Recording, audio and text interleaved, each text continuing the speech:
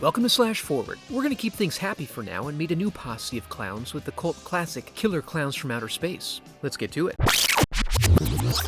We open on a local small-town diner, which appears to be the spot for these local bumpkins. This is where we meet Officer Mooney, on the lookout for anyone trying to have too much fun, like this degenerate. So he heads out to the park, always a reliable location to find kids sipping on champ and balling out of control. Not too far away, we settle in on our main couple, Mike and Debbie, who like to go to the local outdoor orgy site to do their stargazing. We learn why when an astral phenomenon of some type buzzes them, appearing to touch down in the woods. Enthusiastic about adding to their space rock collection, they head off for a hiking excursion. We see that the object landed just outside Farmer Green's property, and he goes to inspect the crater. He finds a secret woodland circus instead, sidetracking him from his exploration. While looking for the ticket booth, he loses his Pooh Bear, revealing his quick temper and resulting in immediate vows of retribution. However, he's quickly settled when he grabs a live wire and arcs a fusion reactor through his body. Bobo the service rep shows up to address his concerns and offers a novel solution. Meanwhile, Mike and Debbie arrive and find the tent. Debbie's intuitions to leave are correct, but don't overcome Mike's peer pressure and they go exploring instead. Mike is jazzed, prompting him to put on his own show and talk like a jagoff. Looks like it was decorated by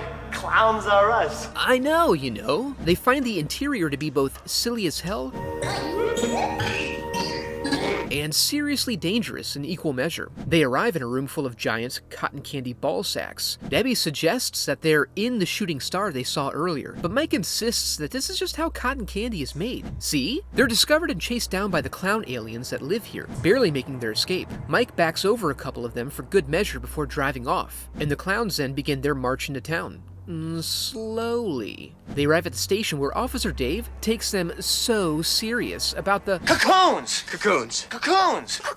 cocoons. Unfortunately, their emphatic explanation is with an earshot of Mooney, who openly mocks them as they go to investigate. In town, we see the clowns have come for blood and are very proficient at reeling in their prey, putting on an engaging puppet show for this affable young pedophile before candifying him, with similar activities taking place all around town. Back in the squad car, we learn Deb trusts Dave because of their prior relationship, and Dave confirms he still burns a candle for her right in Mike's face. Thinking it too dangerous, Dave convinces Debbie to cool out at her house while the boys go to attend to this clown business in the woods. However, when they arrive, the tent is gone, turning Dave into a mini Mooney as he promptly arrests Mike under suspicion of being a merry prankster. Back in town, the clowns continue to collect or kill residents. This little one takes the latter route. Sore that his bike is damaged, he briefly disappears and then returns to punch a biker's head off. Meanwhile, at a burger joint, we get our first near miss when this little girl is summoned outside by a dirty clown, and he is denied his prize. Back at the spot, the teen orgy has cleared out, only leaving behind the stank and a sticky pink webbing. No bodies, but this is enough evidence for Dave to release Mike. Back at the station, we see Mooney is being inundated with calls about clowns, driving him to drink and then settle in for a long night of ignoring his duties. Meanwhile, the clowns are taking over the town, snatching or killing everyone and watching the world burn. Mike and Dave roll through and observe the clowns act with impunity. Mike has a very active instinct for violence, but Dave wants to see how this thing plays out, to the detriment of the citizens.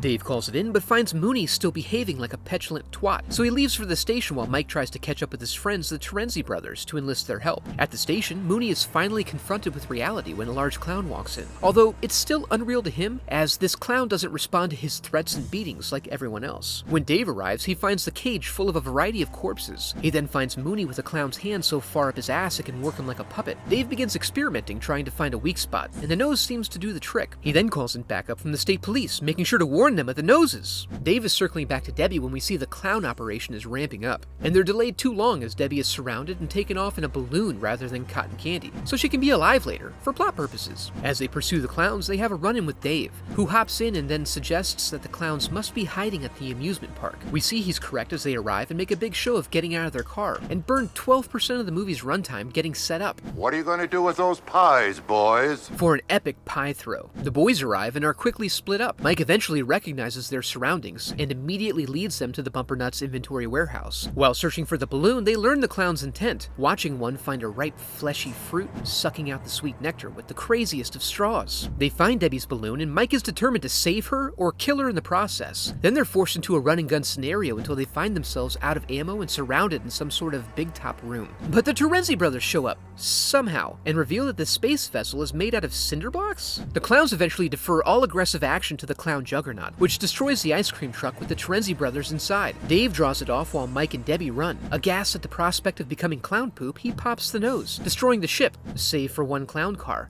Dave and the Terenzis emerge, having somehow survived, while the rest of the town residents burn alive in the wreckage. And then they laugh about their new complicated three-way relationship.